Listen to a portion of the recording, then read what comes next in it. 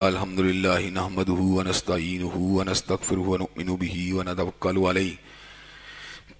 ونعوذ بالله من شرور أنفسنا ومن سيئات أعمالنا من يهده الله فلا مضل له ومن يضلل فلا هادي له وأشهد أن لا إله إلا الله وأشهد أن محمدا عبده ورسوله صلى الله عليه وسلم. أما بعد فإن خير الحديث كتاب الله وخير الهدي هدي محمد صلى الله عليه وسلم وشر الأمور محدثاتها وكل محدثة بدعة وكل بدعة ضلالة وكل ضلالة في النار. أما بعد أعوذ بالله السميع العليم من الشيطان الرجيم وَكَذَلِكَ مَا أَرْسَلْنَا مِن قَبْلِكَ فِي قَرْيَةٍ مِّن نَّذِيرٍ إِلَّا قَالَ مُتْرَفُوهَا إِنَّا وَجَدْنَا آبَاءَنَا عَلَى أُمَّةٍ وَإِنَّا عَلَى آثَارِهِم مُّقْتَدُونَ قَالَ وَلَوْ جِئْتُكُم بِأَهْدَىٰ مِمَّا وَجَدتُّمْ عَلَيْهِ آبَاءَكُمْ قَالُوا إِنَّا بِمَا أُرْسِلْتُم بِهِ كَافِرُونَ. ہر قسم کی تعریفات اللہ مالک الملک کے لیے ہیں جنہوں نے جنات اور انسان کو حقیقی معنوں میں اپنی بندگی، اپنی پوجا اور اپنی عبادت کے لیے بنایا ہے. جنات اور انسان کی تخلیق کا حقیقی اور بنیادی مقصد یہی تھا کہ وہ بارگاہ رب العالمین میں آیا کریں، اپنی جبین نیاز کو مالک کائنات کی بارگاہ میں آ کے جھکایا کریں، اپنے دست سوال کو کبریا کی بارگاہ میں آ کے پھیلایا کریں، اپنی کمر کو حالت رکوع میں اس کی بارگاہ میں آ کے ہم کیا کریں، اسی کی تکبیر کی صداؤں کو بلند کیا کریں، اسی کی تحلیل کے آوازوں کو اجاگر کیا کریں اور اسی کی تسبیح گیت گایا کریں.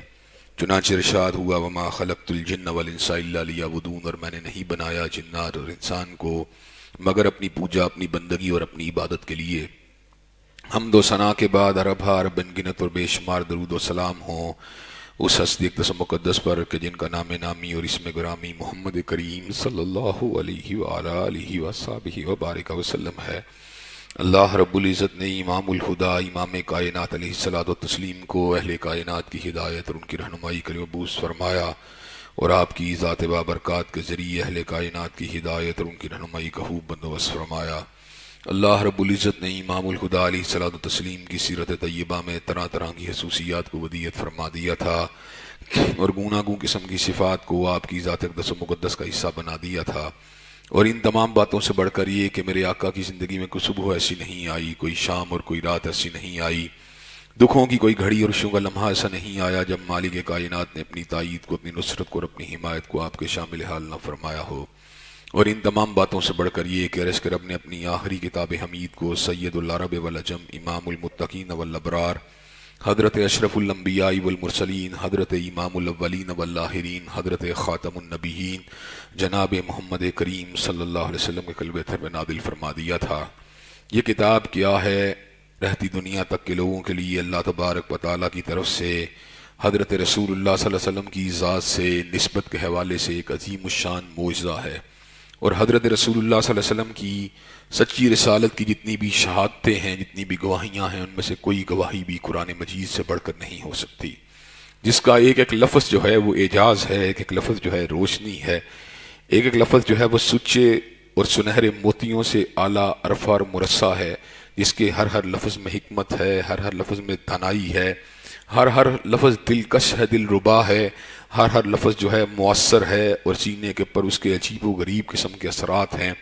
ہر ہر لفظ جو ہے وہ ہدایت ہے، ہر ہر لفظ اس کا شفا ہے، ہر ہر لفظ کے اندر ایک آفاقی اور ابدی ایسا پیغام ہے جس پیغام کی متلاشی انسانیت ایک عرصہ دراز سے تھی، لیکن انسانیت کو یہ پیغام جب حاصل ہوا جب حضرت رسول اللہ صلی اللہ علیہ وسلم اتر کر حرا سے سوئے قوم آئے اور ایک نسخہ کیمیاء ساتھ لائے. مسیح خام کو جس نے کندن بنایا، کھرا اور کھوٹا الگ کر دکھایا. حضرات گرامی قدر دنیا میں اونچ نیچ کے لحاظ سے، دنیا میں حق و باطل کے لحاظ سے، دنیا میں ہدایت اور ظلمت کی تفریق کے لحاظ سے کوئی کتاب بھی کتاب حمید کا مقابلہ نہیں کر سکتی. خود اللہ نے اس امر کا اعلان فرما دیا تبارک الذی نزل الفرقان علی عبدہ لیکون للعالمین نذیرا. بابرکت ہے وہ ذات جس نے اپنے بندے کے اوپر فرقان کا نزول فرما دیا تاکہ وہ پوری جہانوں کو ڈرانے والے بن جائیں. حضرات گرامی قدر فرقان حمید میں ایک عجیب خوشبو ہے. یہ خوشبو جو ہوتی ہے ہر صاحب ایمان کو بھی حاصل ہو جاتی ہے اور ہر متلاشی حق کو بھی حاصل ہو جاتی ہے. جو صاحب ایمان ہے وہ اس کی خوشبو کو پڑھنے کے بعد اپنے دل میں اترتا ہوا محسوس کرتا ہے اور اپنے قلوب کی تاریکیوں کو دور ہوتا ہوا خود اپنی آنکھوں سے دیکھتا ہے، اپنے وجود کے اندر عجیب و غریب قسم کے تغیرات کو دیکھتا ہے. حضرات گرامی قدر تمسک بالقرآن کے لحاظ سے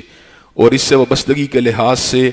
ہر بندہ جس نے وابستگی اختیار کی اس نے عجیب و غریب قسم کے مشاہدات کو اپنی زندگی میں محسوس کیا. جب آپ قرآن کے قریب ہوتے ہیں آپ میں توانائی ہوتی ہے، قوت ہوتی ہے، خوشی ہوتی ہے، مسرت ہوتی ہے، طاقت ہوتی ہے. جب آپ قرآن سے دور ہوتے ہیں آپ مغموم ہوتے ہیں، بے چین ہوتے ہیں، بے قرار ہوتے ہیں. آپ کے قلوب کے اندر پیدا ہونے والے ہی جانات کو ان کی دوری کے حوالے سے کوئی منزل نہیں ملتی، لیکن قرآن مجید جو ہے وہ آپ کے سینے کو اس انداز میں سیراب کر دیتا ہے کہ اللہ تبارک و تعالیٰ کے فضل و کرم سے دلوں کی تمام الجھنیں، جیون کے تمام الجھاؤ، شکوک و شبہات انسان کے دماغ سے نکل جاتے ہیں. سچی بات یہ ہے مدت مدید سے قرآن مجید کا ایک ادنا طالب علم ہونے کے ناطے کہ سینکڑوں مرتبہ قرآن مجید کو پڑھنے کا موقع ملا، سینکڑوں دفعہ اس کے تراجم کے اوپر، اس کی تفاسیر کے اوپر غور کرنے کا موقع ملا. میں نے قرآن مجید کو ایک عجیب کتاب پایا ہے، ایک یونیک کتاب پایا ہے، ایسی کتاب پایا ہے کہ ایسی خوشبو مجھے کائنات کے اندر کسی دوسری کتاب میں اس کا 1000واں بلکہ لاکھواں حصہ بھی نہیں ملی. میں جب بھی قرآن پڑھتا ہوں میرا دل شہادت دیتا ہے کہ یہ اللہ تبارک و تعالیٰ کا کلام ہے اور یقیناً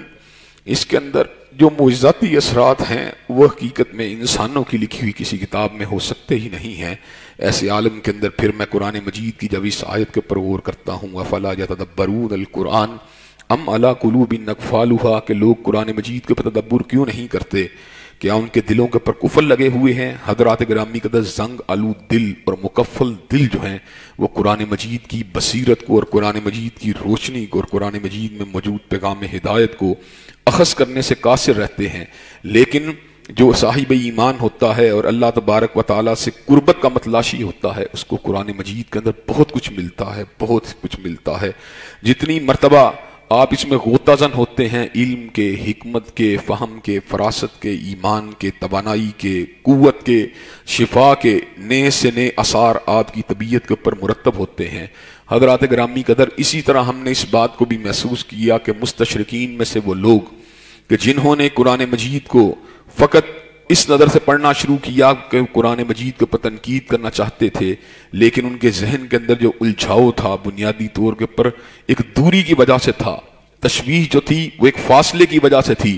اصلاً وہ بدنیت نہیں تھے. ایسے تمام مستشرقین قرآن مجید کو پڑھنے کے بعد ہلکا بگوش اسلام ہوئے اور اس بات کو بھانپ گئے کہ ہم کہاں پھر رہے تھے، ہم کہاں بھٹک رہے تھے،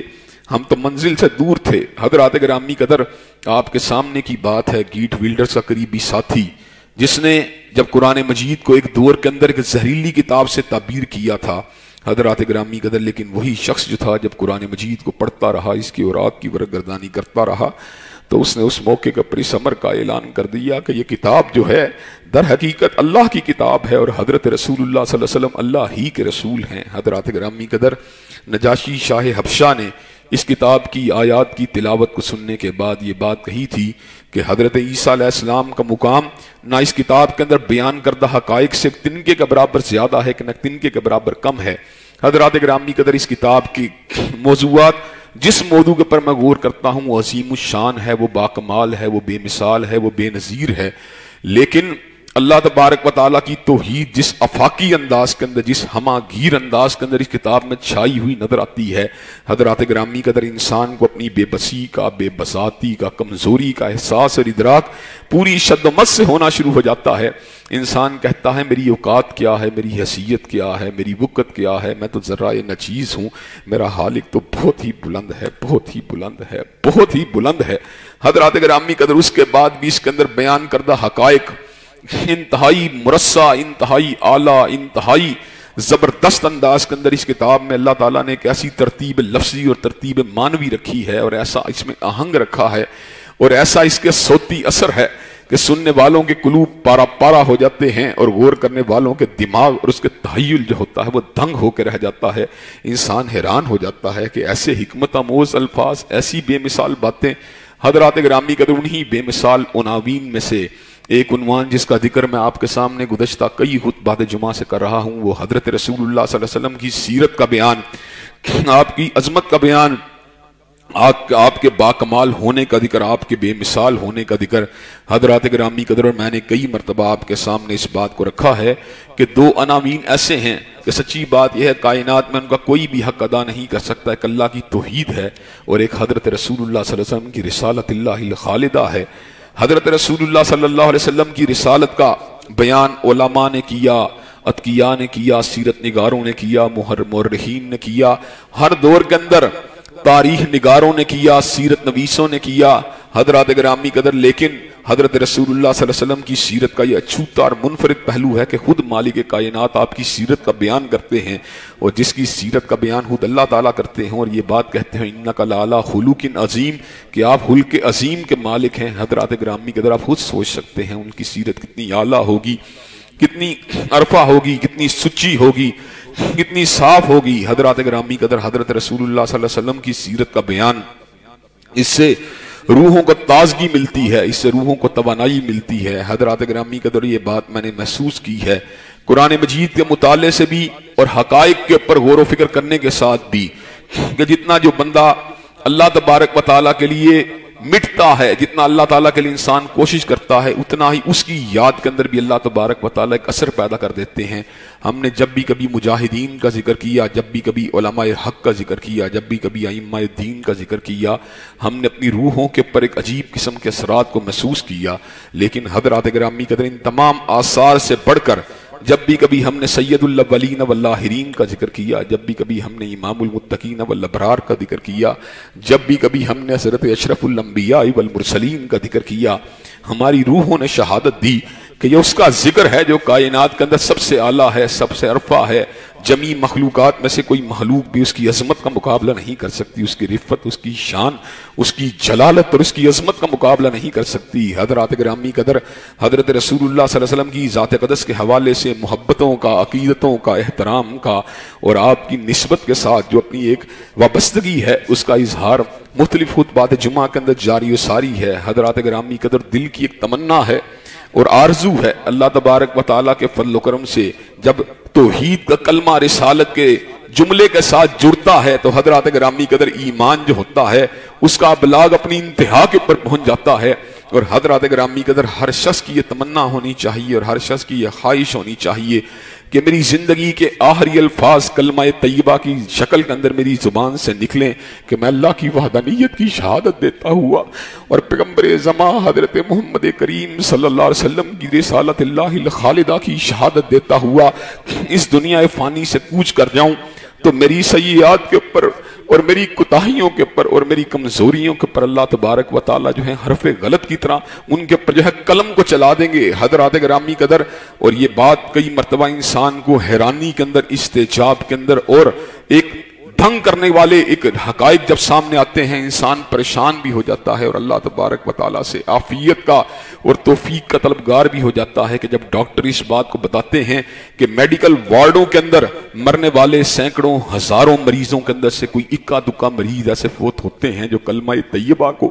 اپنی زبان سے ادا کرتے ہیں۔ حضرات گرامی قدر، اس کی وجہ یہ ہوتی ہے کلمہ طیبہ کا اپنی زبان کے اوپر جاری نہ ہونا بھی اس کے اندر کوئی ایسے نقص والی بات نہیں کہ انسان کو ہم معاذ اللہ کافر سمجھنا شروع ہو جائیں، لیکن اپنی زبان سے کلمہ طیبہ کا جاری ہو جانا ایسے اعزاز والی بات ہے کہ دل کو طمانینت ملتی ہے، سکون ملتا ہے کہ جس شخص نے اپنی زبان سے اس کلمے کو ادا کیا ہے یقیناً یہ شخص خوش نصیب ہے، سعادت مند ہے۔ حضرات گرامی قدر، لیکن یہ توفیقات باری تعالیٰ کس کو مل سکتی ہیں؟ یہ اسی کو مل سکتی ہیں جس نے اپنی زندگی کے نشیب و فراز کے دوران، جس نے اپنی زندگی کے روز و شب کے دوران، جس نے جاگتے ہوئے، اٹھتے ہوئے، بیٹھتے ہوئے اللہ تعالیٰ کی توحید کی بات کی ہوگی اور پیغمبر زمان حضرت محمد کریم صلی اللہ علیہ وسلم کی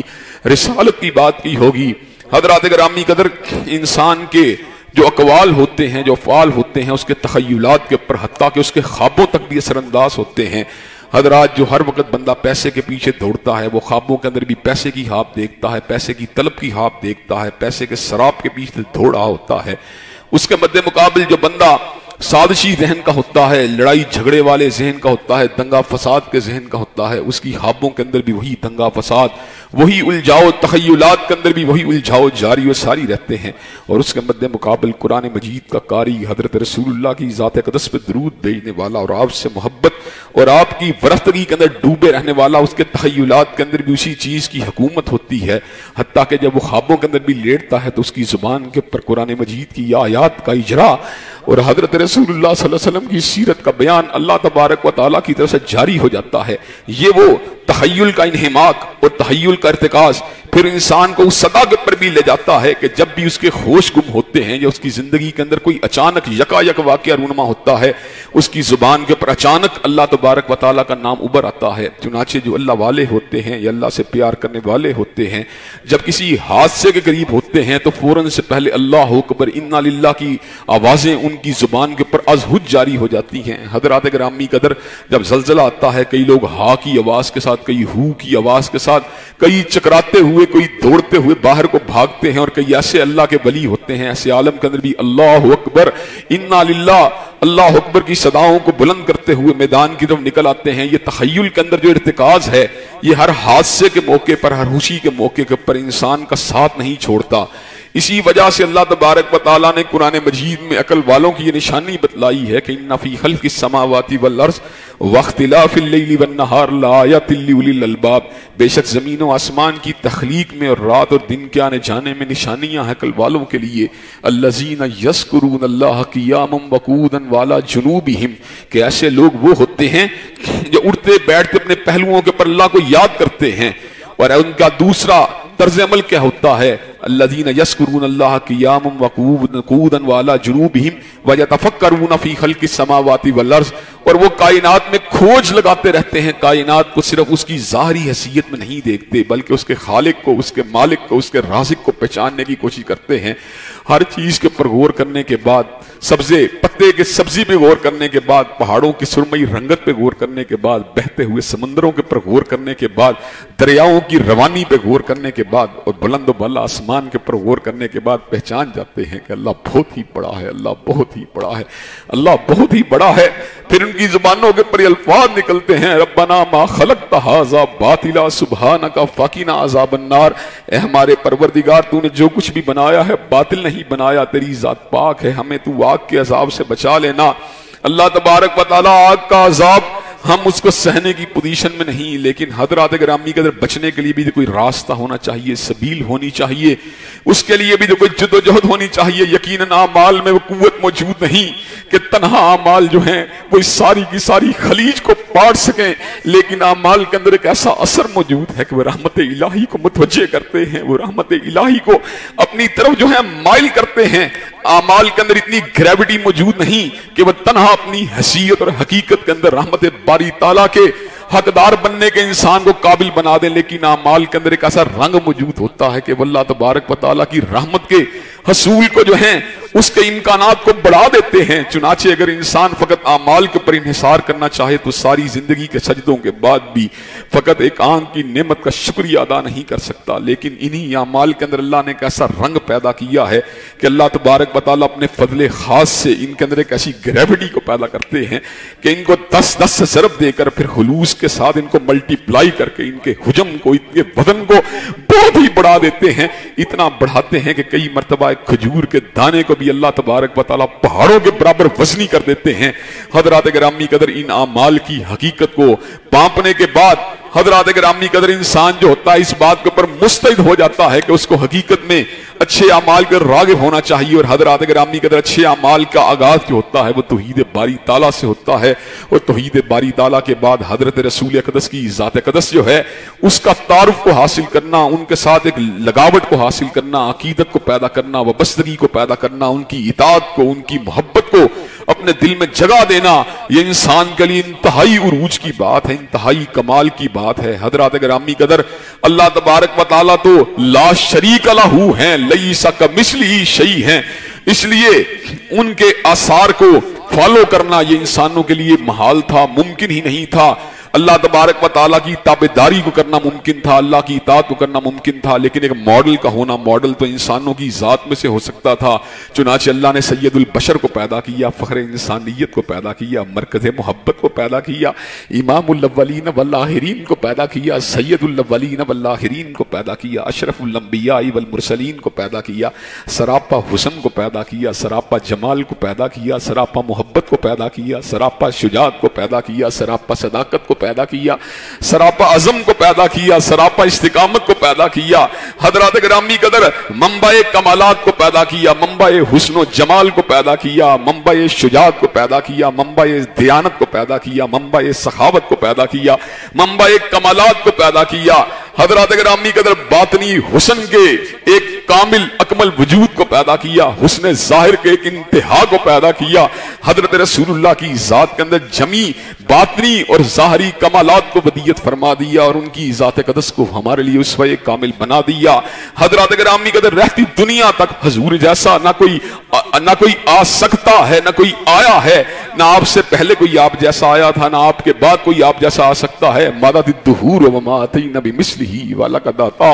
فعجزنا عن نظرائہ کہ مدتیں بیت گئیں مگر کالی کملی والے جیسا کوئی نہیں آیا، اور جب کملی والے آقا آگے اس بات کو وعدے کر دیا گیا کہ اب ان جیسا کائنات میں کوئی دوسرا آ سکتا ہی نہیں ہے۔ حضرات گرامی قدر اللہ تبارک و تعالیٰ نے ایک آئیڈیل کو بنا دیا، ہمارے لیے ایک مثال کو بنا دیا، اور حضرات گرامی قدر ایک مقتدا کا پتہ دیا، ایک رہنما کا پتہ دیا، ایک ہادی کا پتہ دیا، ایک روحانی اور مقدس باپ کا پتہ دیا۔ حضرات گرامی قدر اشارات قرآنی سے یہ بات معلوم ہوتی ہے، ہمارے لیے دو لوگوں کی شخصیت کے اندر انتہائی گہرے اسوے کے علامات اور عناصر موجود ہیں۔ ایک عنصر حضرت ابراہیم کی ذات ہے، جن کو اللہ نے صراحتاً یہ بات فرما دی، ملت ابیکم ابراہیم، تم اپنے بابا ابراہیم کی ملت ہو۔ دوسری ذات اقدس حضرت رسول اقدس کی ذات ہے، حضرت محمد کریم صلی اللہ علیہ وسلم کی ذات ہے، جو اس مقام بلند کے پر فائز ہیں کہ النبی اولیٰ بالمؤمنین من انفسہم وازواجہ امہاتہم، کہ وہ مومنوں کی جانوں سے زیادہ ان کو عزیز تر ہیں اور ان کی بیویاں مومنوں کی مائیں ہیں، اس لیے وہ ہمارے لیے ایک مقدس رہنما اور ایک آئیڈیل رہنما کی حیثیت رکھتے ہیں۔ حضرات گرامی قدر ان کی سیرت کے اوپر اپنے آپ کو فوکس کرنا، ان کی گفتار و رفتار پہ فوکس کرنا، ان کی اٹھک بیٹھک پہ فوکس کرنا، ان کے حلیے لباس پہ فوکس کرنا اور اس کے سانچے میں اپنے آپ کو ڈھالنے کی کوشش کرنا، حضرات گرامی قدر یہ انسانیت کے لیے کمال کی بات ہے، انسانیت کے عروج کی بات ہے، انسانیت کے انتہا کی بات ہے۔ حضرت رسول اللہ کو اللہ نے اتنا بلند فرما دیا، اتنا بلند فرما دیا کہ تاروں کو، ثریا کو، کہکشاؤں کو آپ کے قدموں کی دھول بنا دیا، آپ کو آسمانوں سے بھی بلند فرما دیا، آپ کو ساتوں آسمانوں کے پر پہنچا دیا، آپ کو سدرۃ المنتہا کے پتوں کو اور ان کے رنگوں کو دکھلا دیا، اللہ تبارک و تعالیٰ نے ان کی بیریوں کو دکھلا دیا، تصریف الاقلام قلم کے چلنے کی آوازوں کو سنا دیا، اتنا بلند فرما دیا، اتنا بلند فرما دیا کہ اتنا اونچا اللہ نے مخلوقات میں سے کسی کو پیدا نہیں کیا۔ حضرت رسول اللہ صلی اللہ علیہ وسلم کو جو معراج کی رات اللہ نے ایسے عروج کے اوپر پہنچا دیا جو عروج انسانی تصورات سے بھی بلند بالا ہے۔ حضرات گرامی قدر حضرت رسول اللہ کا معراج وہ تھا، اور میرا معراج جو ہے وہ حضور علیہ السلام کے قدموں کی پیروی ہے، آپ کے نقوش پا کی پیروی ہے، آپ کی سیرت کی پیروی ہے، آپ کی صورت کی پیروی ہے، آپ کے جمال کی پیروی ہے، آپ کے جلال کی پیروی ہے، آپ کی گفتار کی پیروی، آپ کی رفتار کی پیروی، آپ کی اٹھک کی پیروی، آپ کی بیٹھک کی پیروی، آپ کے اقوال کی پیروی، آپ کی سنن کی پیروی، آپ کی حدیث طیبہ کی پیروی۔ حضرات گرامی قدر میرے لیے تسلی والی بات یہ ہے کہ اللہ نے مجھے ایک ایسا مرشد، ایسا ہادی، ایسا رہنما اور ایسا نبی عطا فرمایا ہے کہ جس سے اسوے کے پر چلنے کے بعد مجھے اس بات کی طمانیت حاصل ہوتی ہے، اس بات کی تسکین حاصل ہوتی ہے کہ اللہ تبارک و تعالیٰ خود اس امر کا اعلان فرماتے ہیں، من یطع الرسول فقد اطاع اللہ، جس نے حضور اقدس کی بات کو ماننا ہے، اس نے آپ کی بات کو نہیں ماننا بلکہ اس نے مالک کائنات کی بات کو ماننا ہے، اس نے اللہ تبارک و تعالیٰ کے ارشادات عالیہ کو ماننا ہے، اس لیے کہ ذات رسول تو اللہ کی ذات سے جدا ہے، اللہ اللہ ہے، حضرت رسول اللہ عبداللہ ہیں، اللہ اللہ ہیں، حضرت رسول اللہ حبیب اللہ ہیں، اللہ اللہ ہیں، حضرت رسول اللہ رسول اللہ ہیں، اللہ اللہ ہیں، حضرت رسول اللہ سید البشر ہیں، اللہ تبارک و تعالیٰ کے رسول ہیں، آپ کے حبیب ہیں لیکن اللہ نہیں ہیں، آپ کے بندے ہیں لیکن اللہ نہیں ہیں۔ لیکن حضرات گرامی قدر تو مسئلہ ذات کا ہے۔ جب آپ کی بات کی بات آتی ہے، آپ کے فرمان کی بات آتی ہے، آپ کے ارشاد عالیہ کی بات آتی ہے، آپ کی چال و ڈال کی بات آتی ہے، آپ کی گفتار و رفتار کی بات آتی ہے، آپ کی اٹھک و بیٹھک کی بات آتی ہے، آپ کے حلیہ لباس کی بات آتی ہے، آپ کے انداز و اطوار کی بات آتی ہے، آپ کے ارشادات عالیہ کی بات آتی ہے، آپ کے اوامر کی بات آتی ہے، آپ کی نواہی کی بات آتی ہے، آپ کے طرز زندگی کی بات آتی ہے، آپ کے آرام کی بات آتی ہے، آپ کی خلوت کی بات آتی ہے، آپ کی جلوت کی بات آتی ہے، آپ کی سکوت کی بات آتی ہے، آپ کی ہدابت کی بات آتی ہے، آپ کی تقریر کی بات آتی ہے۔ ایسے عالم میں یہ حقیقت بالکل واضح ہو کے سامنے آ جاتی ہے، من یطیع الرسول فقد اطاع اللہ، جس نے آپ کی بات کو ماننا ہے در حقیقت اس نے آپ کی بات کو نہیں ماننا، اس لیے اس نے اللہ تبارک و تعالیٰ کی بات کو ماننا ہے۔ اس کی وجہ یہ ہے ہر شخص بولتا ہے ضرورت کی وجہ سے بولتا ہے، تمنا کی وجہ سے بولتا ہے، اپنے ذاتی اغراض و مقاصد کی وجہ سے بولتا ہے، لیکن حضور اقدس کے مقام کا عالم کیا ہے؟ وما ينطق عن الهوى ان هو الا وحی یوحی۔ آپ جب بھی کلام کرتے تھے، آپ جب بھی ارشاد فرماتے تھے، جبریل کی آمد و رفت کی وجہ سے کلام فرماتے تھے، اللہ کے الہام کی وجہ سے کلام فرماتے تھے۔ حضرات گرامی قدر ہم نے کلام کیا، علماء سے کلام کیا، ہم نے کلام کیا، شیوخ الحدیث سے کلام کیا، ہم نے کلام کیا، شیوخ التفسیر سے کلام کیا، لیکن حضرت رسول اللہ کا مقام کیا ہے؟ ما کان لبشر ان یکلمہ اللہ الا وحیا او من وراء حجاب او یرسل رسولا فیوحی باذنہ ما یشاء انہ علی حکیم۔ حضرت رسول اللہ نے کلام کیا، مالک کائنات سے کلام کیا، علی کل شیء قدیر سے کلام کیا، فعال لما یرید سے کلام کیا، علام الغیوب سے کلام کیا، ستار العیوب سے کلام کیا، غفار الذنوب سے کلام کیا، قابل التوب سے کلام کیا، شدید العقاب سے کلام کیا، شدید المحال سے کلام کیا، اللہ اول و آخر سے کلام کیا، اللہ ظاہر و باطن سے کلام کیا، اللہ مالک الملک سے کلام کیا، اللہ ذوالجلال والاکرام سے کلام کیا۔ حضرات گرامی قدر جس نے اللہ سے کلام کیا ہو، اس کی سعادت، اس کے مقام، اس کی رفعت و شان کا عالم کیا ہوگا؟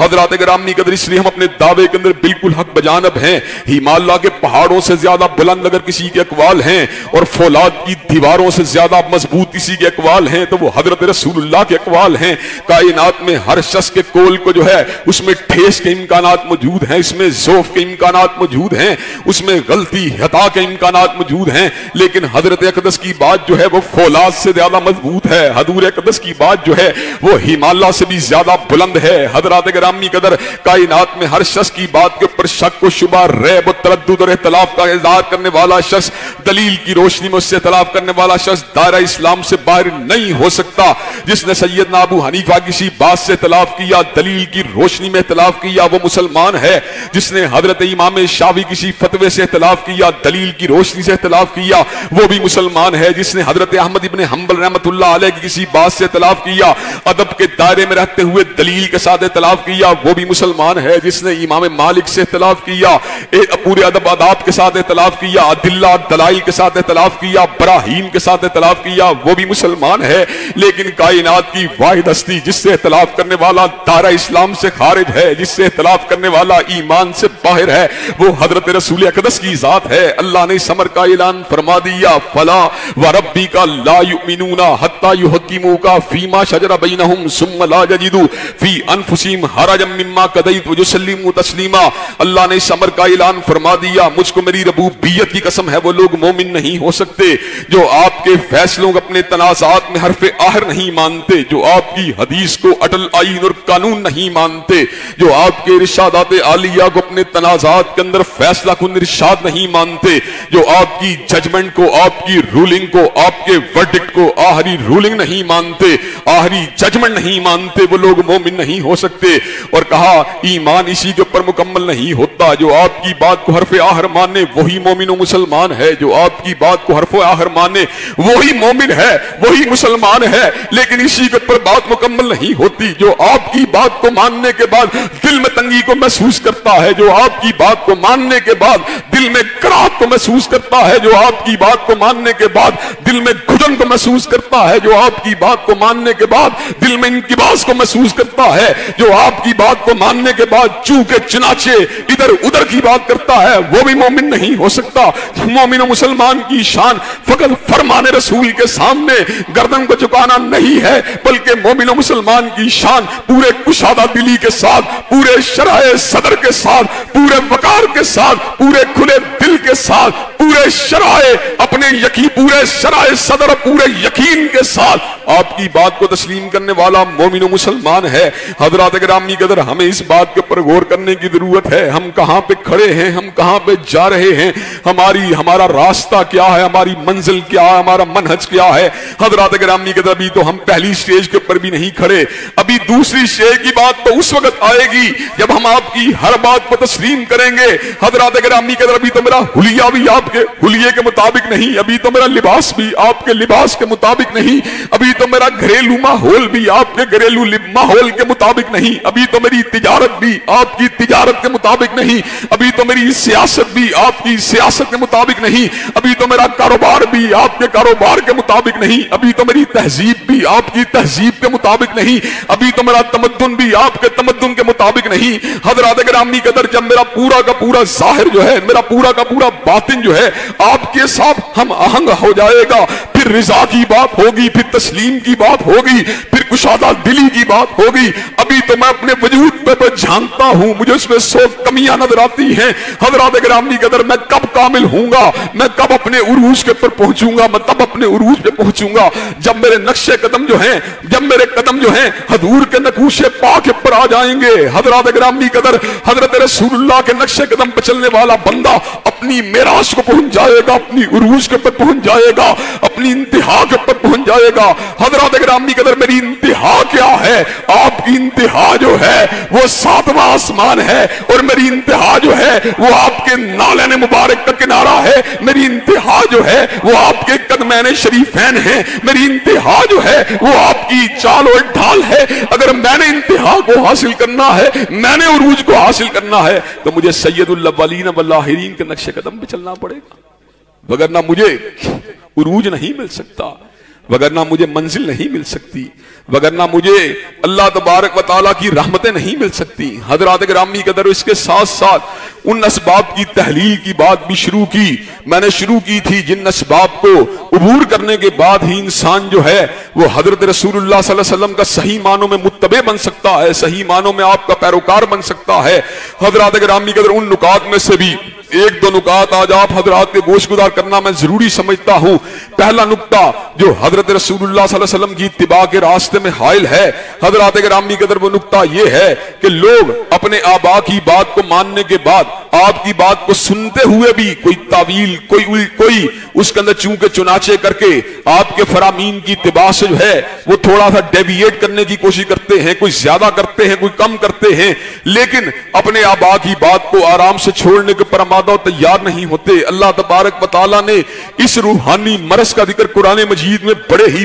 بلیغ انداز میں کیا ہے. اللہ تبارک و تعالیٰ فرماتے ہیں, وَكَذَلِكَ مَا أَرْسَلْنَا مِن قَبْلِكَ فِي قَرْيَةٍ مِّن نَذِيرٍ إِلَّا قَالَ مُتْرَفُوهَا إِنَّا وَجَدْنَا آبَاءَنَا عَلَىٰ أُمَّةٍ وَإِنَّا عَلَىٰ آثَارِهِم مُقْتَدُونَ. ہم نے جب بھی کسی قریہ میں کسی ڈرانے والے کو بھیجا تو اس قریہ کے باثر لوگوں نے یہ بات کہی, إِنَّا وَجَدْنَا آبَاءَنَا عَلَىٰ أُمَّةٍ وَإِنَّا عَلَىٰ آثَارِهِم مُقْتَدُونَ. ہم نے اپنے آبا کو ایک خاص طریقے کے پر پایا ہے, اور ہم انہی کے قدمین کے پر چلنے والے ہیں, ہم انہی کے راستوں پر چلنے والے ہیں, ہم انہی کے آثار پر چلنے والے ہیں. انبیاء سابقہ نے اس امر کا اعلان فرما دیا, اولو جئتکم بأہدی مما وجدتم علیہ آباءکم, کیا ہم تم کو ایک ایسی بات سے آگاہ نہ کریں جو تمہارے آبا کے طریقے سے بہتر ہے. تو ان کا جواب کیا تھا؟ ان ظالموں کا, ان متکبرین کا, ان گھمنڈیوں کا, उन मगरूरों का जवाब क्या था? उन्होंने कहा इन्ना बिमा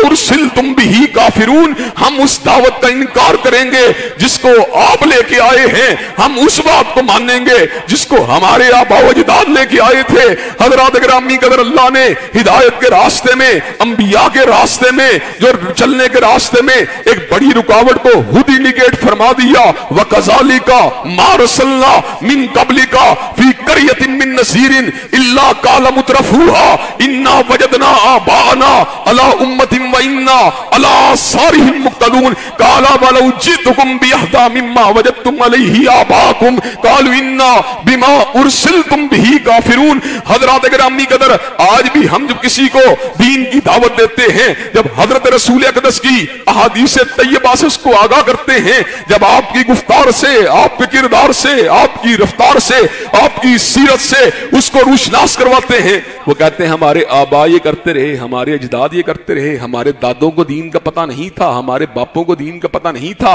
आप क्या समझते हैं कि वो जो थे वो भूले हुए थे? वो क्या वो भटके हुए थे? अल्लाह तबारक व तआला ने इस हकीकत का ऐलान फरमा दिया, अवलौ काना आबाउहुम ला याकिलूना शय्यम वला यहतदून, चाहे उनके आबा जो हैं वो हिदायत से दूर हों, या उनके आबा के पास जो है अकल नाम की कोई चीज ही मौजूद ना हो। हजरात गिरामी कदर, अकीदा ऐसा होना चाहिए कि मेरा बाप वो इंजीनियर था, डॉक्टर था, बिजनेसमैन था, दीन का माहिर ना था, अगर उसको गलती लग गई तो इसमें कौन से अचंभे की बात है? मैं तो इससे भी बड़ी बात कहता हूं, जिसका बाप बहुत बड़ा आलिम हो, जिसका दादा नाना बहुत बड़ा आलिम हो, अगर उसकी बात भी रसूल अक़दस की बात से हम आहंग नहीं है, वो दीन के मसले के अंदर दलील नहीं बन सकती। हजरत अल्लामा शहीद की बात हो या मेरे नाना हाफिज मोहम्मद गोंदलवी रहमतुल्लाह अलैह की बात हो, हजरत गिरामी कदर उसके मद्दे मुकाबिल फातिमा के बाबा की बात हो, रब्बे काबा की कसम है हजरत अल्लामा शहीद की बात दीन के अंदर हुज्जत नहीं है,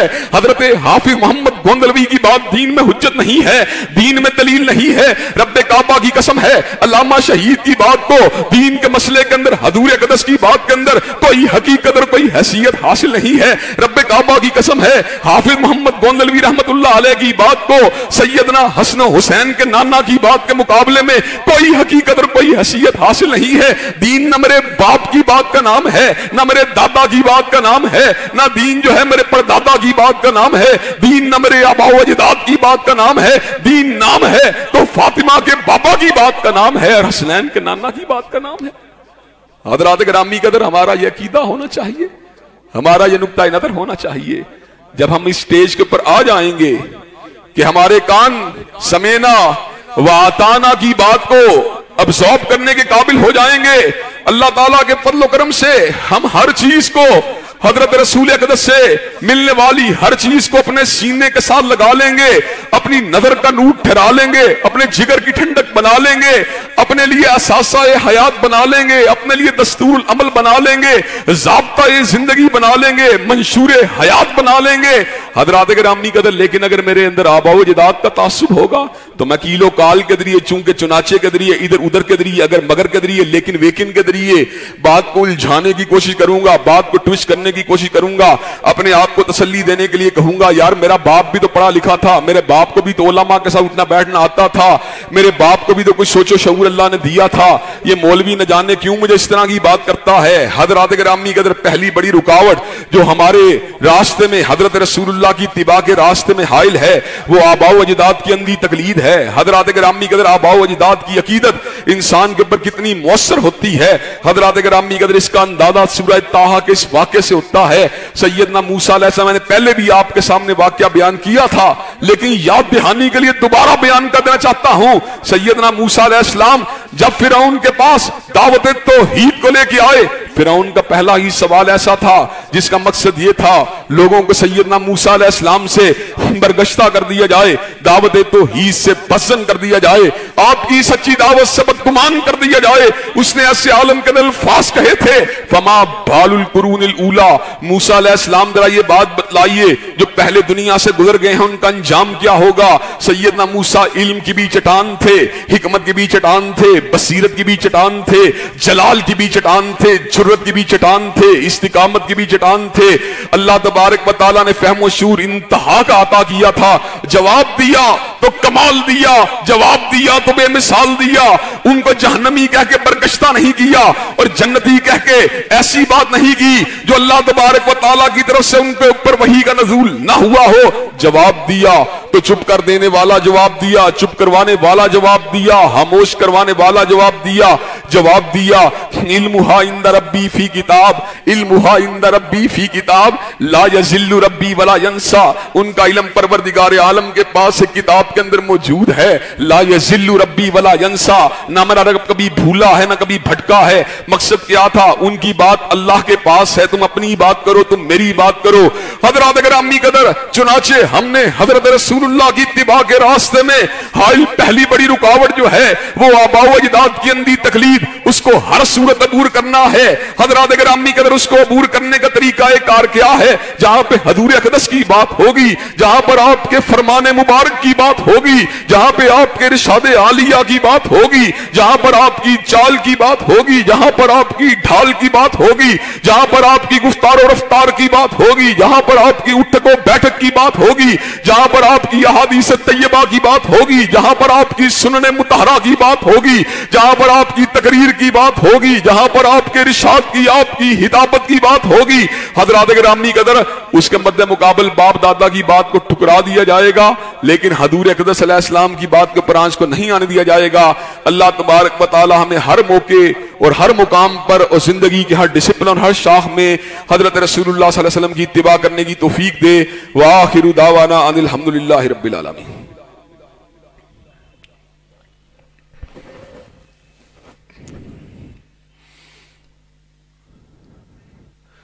الحمدللہ نحمدہ ونستعینہ ونستغفرہ ونؤمن بہ ونتوکل علیہ ونعوذ باللہ من شرور انفسنا ومن سیئات اعمالنا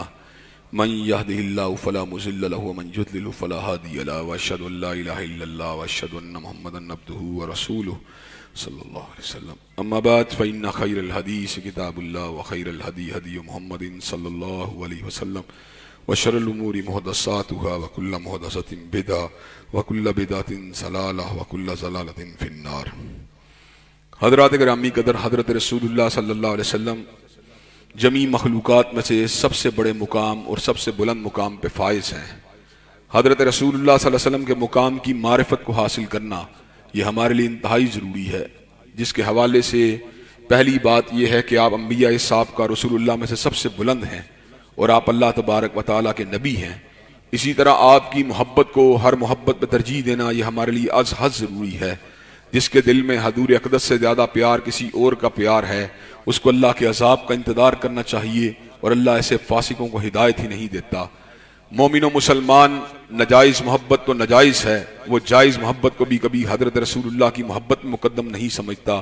وہ دنیا کی ہر محبت کو نیچا سمجھتا ہے اور کملی والے کی محبت کو اونچا سمجھتا ہے۔ یہ محبت جو ہوتی ہے انسان میں مختلف طرح کے احساسات کو اور مختلف طرح کی صلاحیتوں کو پیدا کرتی ہے، جن میں سے پہلی صلاحیت اور پہلا احساس حضرت رسول اللہ صلی اللہ علیہ وسلم کی غیر مشروط پیروی ہے۔ جب محبت ہوتی ہے اور پوری طرح ہوتی ہے اور عقیدت احترام بھی ساتھ ہوتا ہے، عزت اور مقام کا ادراک بھی ساتھ ہوتا ہے، تو پھر یہ بات ممکن نہیں ہوتی کہ انسان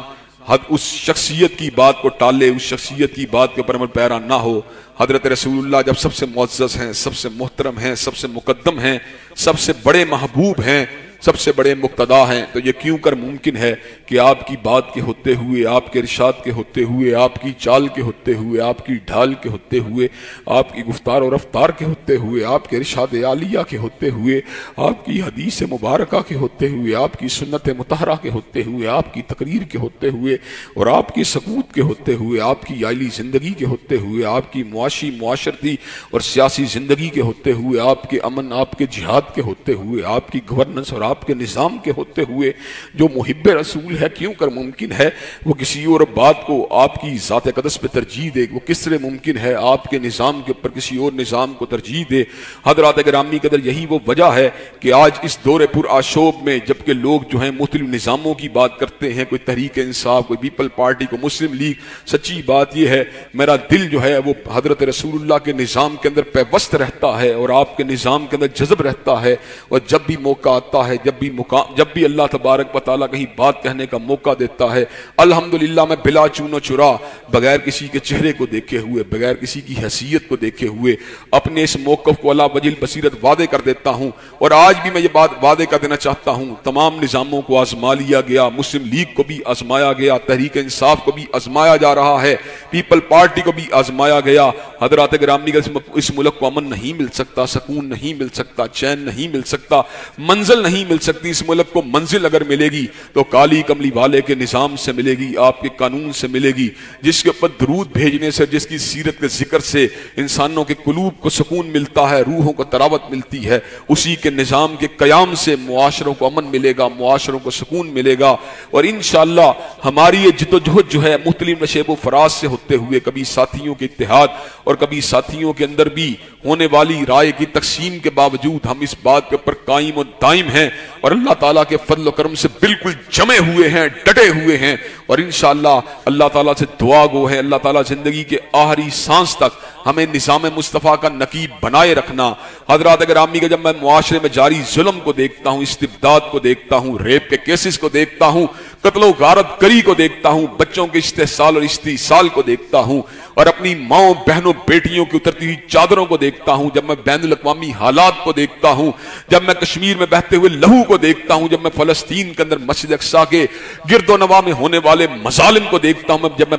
برما میں جلنے والی مسجدوں کو دیکھتا ہوں، معصوم بچوں کو نیزوں کی انیوں پر تڑپتے ہوئے دیکھتا ہوں، اور میں بوڑھوں کی داڑھیوں کو لہو میں تربتر دیکھتا ہوں، جب میں مشرق میں دیکھتا ہوں، مغرب میں دیکھتا ہوں، شمال و جنوب میں دیکھتا ہوں، تو ایسے عالم میں مجھے پھر ایک ہی مسیحا کے نظام مسیحائی کی بات سمجھ میں آتی ہے، اور وہ مسیحا کائنات کے اندر سب سے بڑی ذات، وہ سب سے بڑا مسیحا حضرت محمد کریم صلی اللہ علیہ وسلم کی ذات قدس ہے، جس کے بارے میں حضرت علامہ شہید کئی مرتبہ یہ بات دہرایا کرتے تھے، وہی تیری نہ بیماری، وہی نہ محکمی دل کی، اور علاج اس کا وہی آب نشاط انگیز ایسا کی۔ حضرات گرامی قدر قوم الجھی ہوئی ہے، کبھی ادھر بھاگتی ہے، کبھی ادھر بھاگتی ہے، منزل نہیں مل رہی، سکون نہیں مل رہا۔ سکون اگر ملے گا کالی کملی والے کے نظام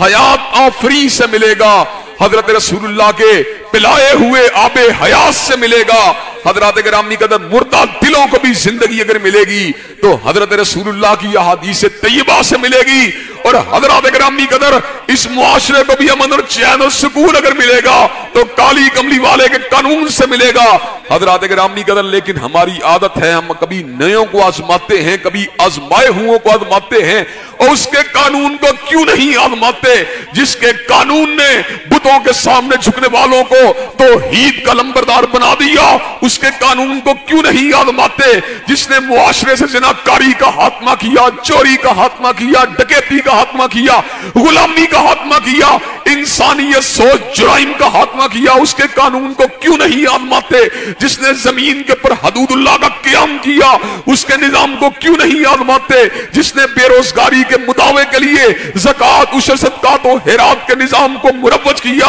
اس کے نظام کو کیوں نہیں آزماتے جس نے ناانصافی کی زنجیروں کو توڑ کر عدل و انصاف کا اجرا کیا؟ اس کے نظام کو کیوں نہیں آزماتے جس نے اندھیروں کو بھگا دیا اور روشنی کا چلن عام کیا؟ اس کے نظام کو کیوں نہیں آزماتے جس نے شکاوت کا خاتمہ کیا، سعادت کو سر بلند فرما دیا؟ اس کے نظام کو کیوں نہیں آزماتے جس نے جہنم سے لوگوں کو ہٹایا، جنت کی شارع پہ چلا دیا؟ اس کے نظام کو کیوں نہیں آزماتے جس نے مساوات بنی آدم کا درس دیا، جس نے اس بات کا درس دیا کہ ایک ہی صف میں کھڑے ہو گئے محمود و ایاز، نہ کوئی بندہ رہا نہ کوئی بندہ نواز، جس نے سماج سے ذات پات کے باطل نظاموں کا خاتمہ کیا، جس نے معمولی جھگڑوں کے پر ایک دوسرے کے گلے کو پکڑنے والے جو چلن کا خاتمہ کیا، جس نے جاہلیت کی فرسودہ رسموں کا خاتمہ کیا، جس نے معاشروں کو نئی زندگی دی، جس نے معاشروں کو نئی روشنی دی، جس نے معاشروں کو نئی امید دی، یہاں تک کہ پنڈت ہری چند اختر جیسا ہندو پنڈت بھی اس بات کو کہنے کے پر مجبور ہوا، کس نے ذروں کو اٹھایا اور سہرا کر دیا، کس نے قطروں کو ملایا اور دریا کر دیا، آدمیت کا غرض سامان مہیا کر دیا اور ایک عرب نے آدمی کا بول بالا کر دیا۔ حضرات گرامی قدر، آپ کو اس نظام کے لیے متوجہ ہونے کی ضرورت ہے اور اس نظام کے لیے اپنی توانائیوں کو صرف کرنے کی ضرورت ہے۔ اللہ تبارک و تعالی ہم سب کو نظام مصطفیٰ کی نکابت کے شرف عظیم سے بہرور فرمائے۔ ان اللہ یامر بالعدل والاحسان وایتاء ذی القربى وینہی عن الفحشاء والمنکر والبغی سبحان ربک رب العزۃ عما یصفون والسلام علی المرسلین والحمد للہ رب العالمین۔